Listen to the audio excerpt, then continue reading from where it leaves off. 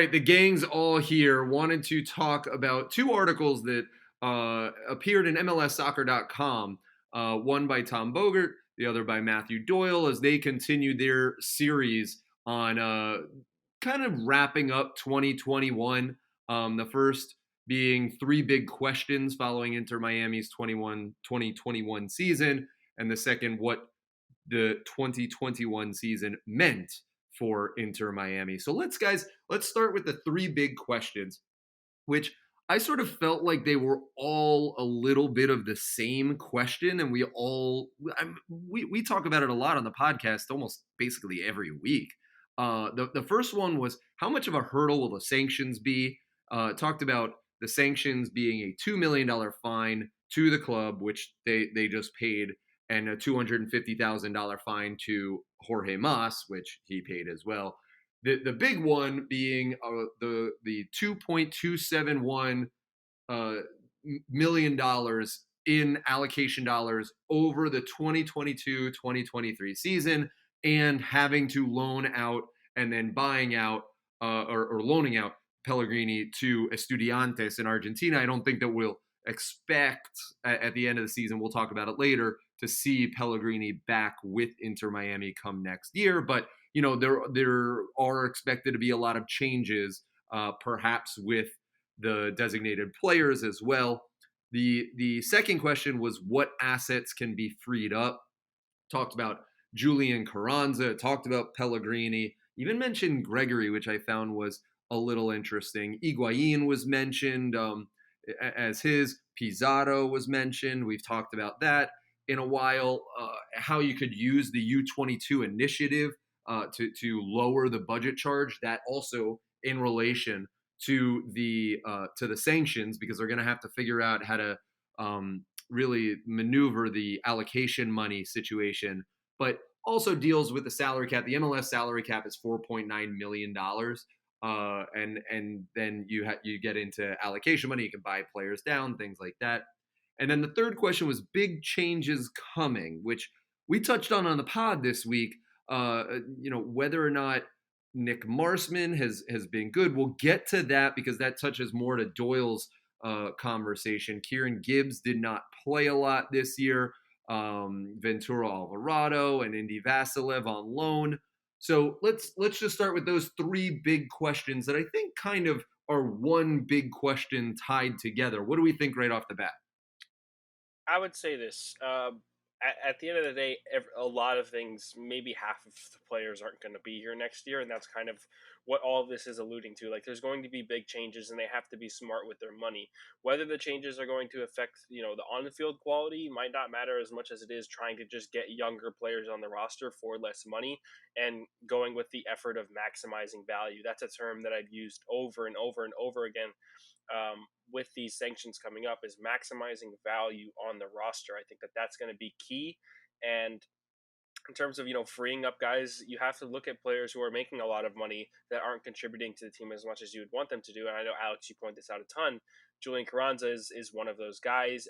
LGP is on over $1 million salary. That's another one who you think he's aging. He's not playing as a top defender like he was when he was in Atlanta anymore. You have a partnership with Figal next to him who seems to, I wouldn't say necessarily be better than LGP, but he's younger and he's been less. I can't think of the word I'm trying to use, but in my preference, I'd rather have Figal over LGP. So maybe you get rid of the guy with the most money. And while doing all this, with players that aren't DPs, you have to then look at the DPs and say, okay, can we offload Rodolfo Pizarro? Can we offload or buy out Blaise Matuidi? As for Gonzalo Higuain, I think that he's going to try and end his career here in 2022, and that might be it for him. But I do expect him to be on the roster, and I think that would be the hardest of the three to offload. But for Matuidi and Pizarro, if you can get out of their contracts, then you might be able to open up to this U22 initiative and get younger players in and spend less money and then build your core roster around players that are ready to start from day one. And not only start from day one, but not cost you a ton of money to start on day one. And that's where all of the maximizing value comes from. And that's kind of how I kind of see it going. Yeah, Chris Henderson mentioned in his intro interview when he first came to the club that he wants players to outplay their contracts, which is basically players that are maybe not on the money they deserve, but they're playing like on a maybe a DP level. And I think going into this offseason, we're going to see a lot of moves like that.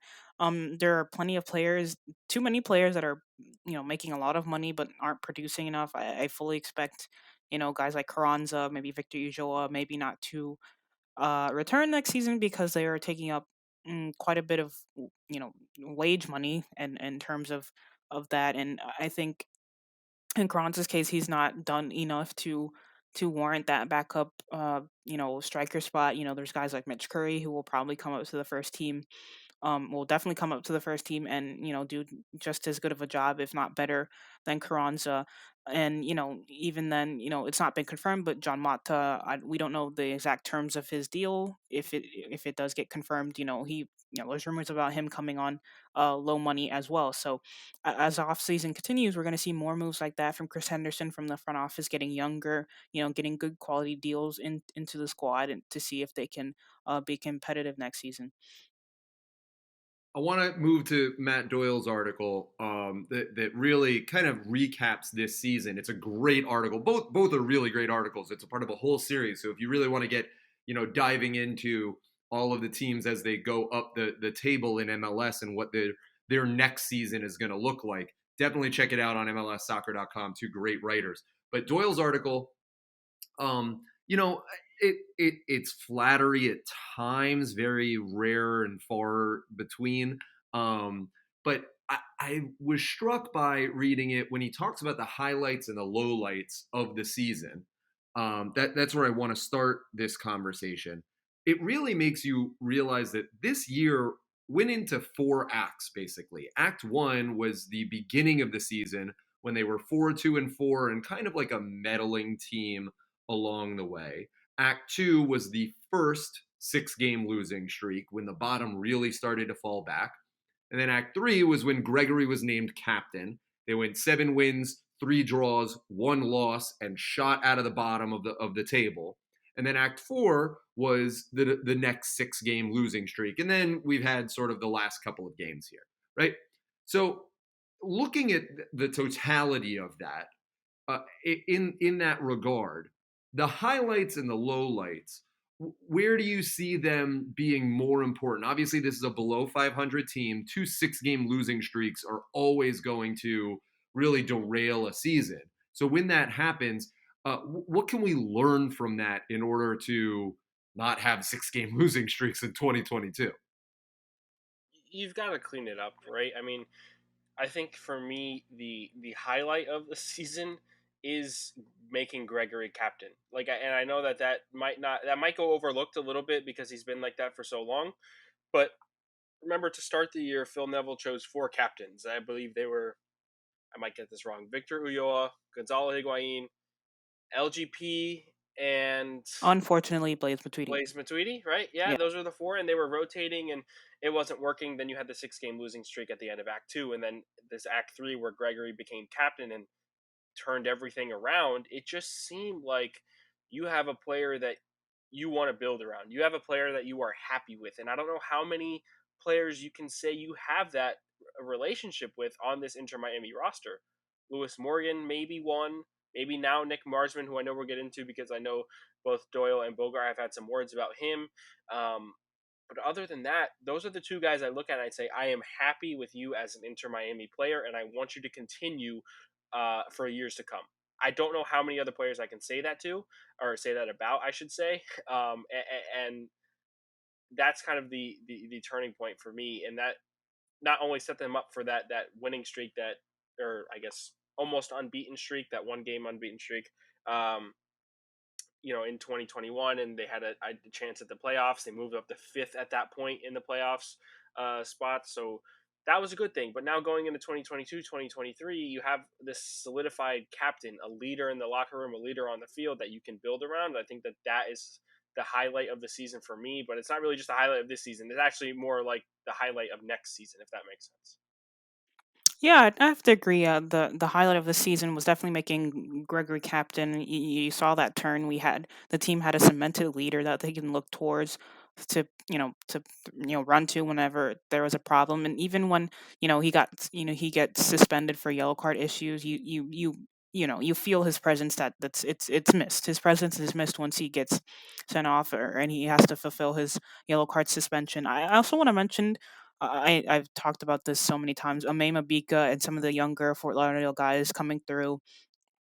I don't believe they were touched on any of those, the both of those articles, but I think that's a real glimpse of Inter Miami's future to come in these next couple of years. Ame Mabika specifically, he's played in two MLS games already, and he's looked calm and composed. Of course, there were a little bit of iffy moments, but that's natural coming up from a lower level.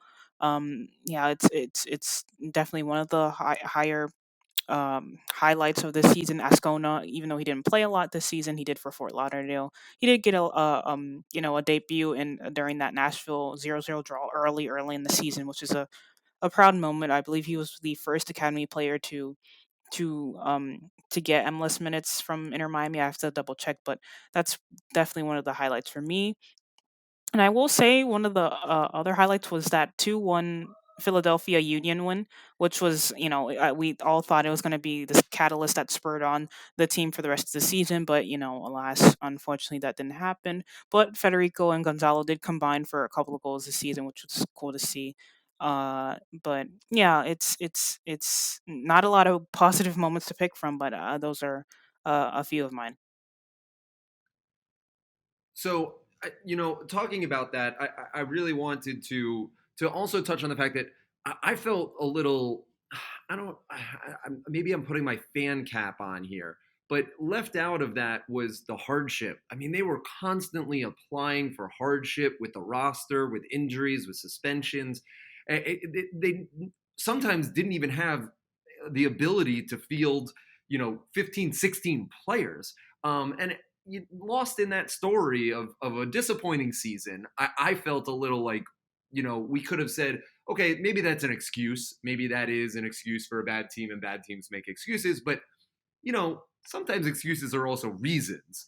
And I think that could have at least been a little bit addressed. The thing that I wanted to go a little, just two quick more points with you guys, is the end of the article where he talks about 5 players to build upon. I think we agree on 3 of them, being Gregory, Indy Vasilev, and Lewis Morgan, who has really been the heart and soul. But I mean, Gregory and Lewis Morgan have really probably been the biggest highlights of Inter Miami in the past 2 seasons. But the other 2 I found kind of interesting, and I think you guys do too. We might disagree on them. The first one was Gonzalo Higuain, and I just want to read what he said. He said, Papito hasn't been great, which, yeah, but 12 goals, 9 assists, despite the dysfunction of the attack around him, isn't a bad return on an investment, and he really has tried. And on LGP, he said he's certainly overpaid relative to his performance this season, but LGP is a former best 11 center back in his prime, and you're supposed to keep guys like that. I wonder if you guys agree with that assessment on 5 players to build around for 2022. So the thing about that, Ian, is I'm kind of done with the former kind of topic when it comes to like a player like LGP and building around them. I have Blaise Matuidi down as a former World Cup winner. I have Ryan Shawcross down as a former Premier League veteran who was the captain for Stoke City for a really long time and a good performer. But it doesn't mean that it necessarily translates, and it translates onto an MLS pitch, especially at an older age. Now, I don't think that LGP fits into necessarily the Matuidi or Shawcross category, but I don't think he's too far off. And especially with his salary in terms of the compensation he's getting and how overpaid he is. I know Doyle made that point, but how overpaid he is telling enough. He makes very close to DP money, and I think that for what he's done on the field this season, it's not been enough. And looking at the Fort Lauderdale CF roster and what Christian McCoon has developed himself into, you have younger guys that can come in and overtake that role for a lot less money. And I'll go back to my point of maximizing value. I think that LGP is one of those guys that is the complete opposite of that. And you're able to go younger, and there's no reason to build around a quote unquote former best 11 MLS player when you can bring up guys who have potential to be MLS best 11. Yeah, I agree. Like Austin said, Blaise Matuidi is a former World Cup champion, and yet his numbers have been abysmal since 2017. I can give you the tweet from Smarter Scout where it says he's been regressing since 2017. Last played at an MLS standard in 2018. Even when he was at Juventus, he was regressing. So the fact that you know this article suggests that the team should build around LGP when he's not been a very good return on his investment. He's a bit of a hothead. There's, some reports that, locker room wise, he's a bit, it can be a bit confrontational. I know that's happened with him at Atlanta as well. So, especially with Phil Neville wanting to get the squad younger, Leandro, I don't know how old is he? I think he's 30 now. Um, for the amount of money he's making and the amount of trouble that, just surrounds him everywhere he goes, I don't think that Miami should rely on, although he does have, that talent there, he's not been consistent enough nearly. Honestly, no disrespect to Doyle. Hopefully he's watched a lot of Inter Miami games this season, but a lot of these grand narratives that I've seen a couple of times have been, it's as if they don't, obviously you don't have to watch the entire season, but for us, we cover the team. We see these patterns more often than so MLS journalists or national media journalists. So it's easy to say, "Oh, he should stay," but if you look at deep down the numbers, the attitude and whatnot, I think the team would rather keep a Nico Figal than a Leandro. Leandro's he seems like he's a great player. Personally, he's a great guy. We've talked to him in the press a couple of times, but he's getting older. He's on a lot of money. They're probably looking to move him on anyway. You don't necessarily build around him. I want to touch on Austin's point about the Fort Lauderdale guys coming through. Makoun has developed wonderfully. He's trying to be the starter next season. There's a couple of other guys at Fort Lauderdale as well, center back wise that like Modesto Mendez who could slot in, and there's just a couple of different options. And yes, while LGP Atalanta was a top MLS best starting 11 player, he's a couple of years removed from that, and I don't think that would be a wise move for Miami. So I want to touch on Gonzalo Higuain. I sort of agree with Matthew Doyle's point about building around Higuain. We've talked about this a lot about how when Higuain plays and there's not a proper 10 on the field, he has to drop deep.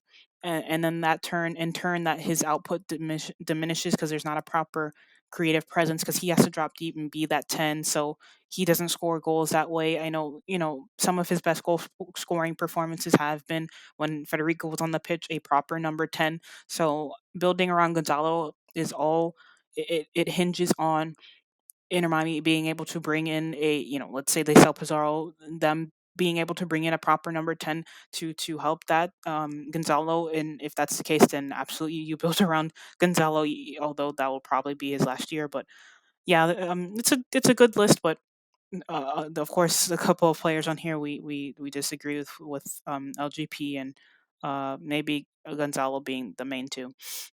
Okay, so real fast, just rapid fire. If you're taking those two off, or if you're keeping them, who are the other two replacements? Ooh, that's a good question. Christian Makoun and Nick Marsman. Yeah, I'd say McCoon and Marsman. Yeah, I think they've been standouts this season. So we're all in agreement because Yeah. I would have said McCoon and Marsman as well, which leads me to the last topic, guys. A very interesting sentence that is sprinkled in here, talking about the failure of any of the old European imports functioning as band aids. And it mentions Shawcross, it mentions Gibbs, who's just played 700 minutes this year. But it also at the end says Nick Marsman has not been an upgrade in goal. And I wonder if we disagree with that or how much we disagree with that. Nick Marsman is 23rd in the main stat that I use for judging goalkeepers, which is post shot expected goals plus minus per 90. I know that that's a mouthful, but basically after the shot, the likelihood that you're going to make that save. So 23rd is not really great for a goalkeeper. That's in the bottom half of the league. He has given up 33 goals in 21 and change of a game, the most being surprisingly, on corner kicks. So just to go back for the PSG X goal plus minus, him being 23rd is negative 0.04, so about average of a goalkeeper, you would say. He does have but he, like I said, he does have the most corner kick goals allowed in all of MLS this season, which is in stark contrast to John McCarthy, who was very good coming out and blocking crosses that way. On the flip side of that, he has the highest conversion rate of distribution of his launches into it. He's the only goalkeeper in all of MLS to be over 50% this year in that at 51%. So there's the good, the bad, and the ugly in this. Do you think that Marsman has been an improvement at least, or has he been rated properly based on what Inter Miami thought they were getting? I'm going to make one quick comparison, and you guys might hate me for it, but I say this all the time about David De Gea. If you put David De Gea behind Liverpool's back line, David De Gea is one of the best keepers in the world. If you put Nick Marsman behind, let's say, Seattle Sounders' back line, I think he's one of the best keepers in MLS. It's that simple. And I think that the two blowouts that he had to endure, the first game was the Revs game. The first game he ever played was 5-0 to the Revs. And we thought that he was the best player on the field in that game. Let's not forget that it should have been a lot more than 5. There was another blowout again later on, one of them being to the Red Bulls, I believe. So I don't agree that Marsman has been a failed / Band-Aid for this old European star Band-Aid. It just I don't agree with that. I think that he's miles ahead of John McCarthy in terms of keeping, and I think that he's actually one of the most talented keepers in MLS right now as it stands, behind, let's say, Andre Blake. You've got the Matt Turners, and there's a lot of good quality keepers in MLS, but I think that Marsman, for what he's had to go through this season, the back line and the changes and the suspensions and the injuries he's had to deal with, I don't think he's ever had a back line that stayed the same over 2 games, maybe 3 games. I don't think that that's happened. So, and that doesn't happen for a lot of keepers in MLS, but at the same time, there are other teams that have been a lot more consistent than Inter Miami, and for Marsman, he's never been able to have that. So I don't put a lot of the fault on him. He's had a couple of blunders, but at the same time, I think that Marsman is a lot more quality than the stats show. Yeah, I think stats can be a bit hit or miss. It entirely depends on context. As far as Marsman goes, distribution wise, he's been an upgrade. John McCarthy has, he had his moments, but he's not that great at the ball with his feet. So bringing in Marsman, especially with the way Neville wants to play, long balls out of the back, winning that second ball, he has absolutely been an improvement. Like Austin said, this defense has not stayed the same for multiple games over the stretch. They've always been, like Victor Ujola was playing as a right back at one point. I don't know if that was before or after Nick Marsman came, but it just shows that the back line has never been consistent. They changed to back 3, back 4, different center back pairings, different fullbacks. It's all changed. And so any goalkeeper under those conditions, of course, they're going to struggle. But, you know, um, I do believe next season, I think when Nick gets settled, I know he's had a long season. He came straight from Feyenoord to Inter Miami without a real break in between. So, and we saw in that last game, his body just started to break down a bit. And, he's going to have a long off season. So, he gets that long off season, he recovers well. And I do think he'll be a significantly better come 2022. A great start to talking about what was in 2021, and as we start to turn our eye towards Inter Miami in 2022. Make sure you subscribe, follow, like us here on YouTube. Also check out the podcast on Spotify, Apple, wherever you get your podcasts, and like us on Instagram and Twitter on the Heron Outlet.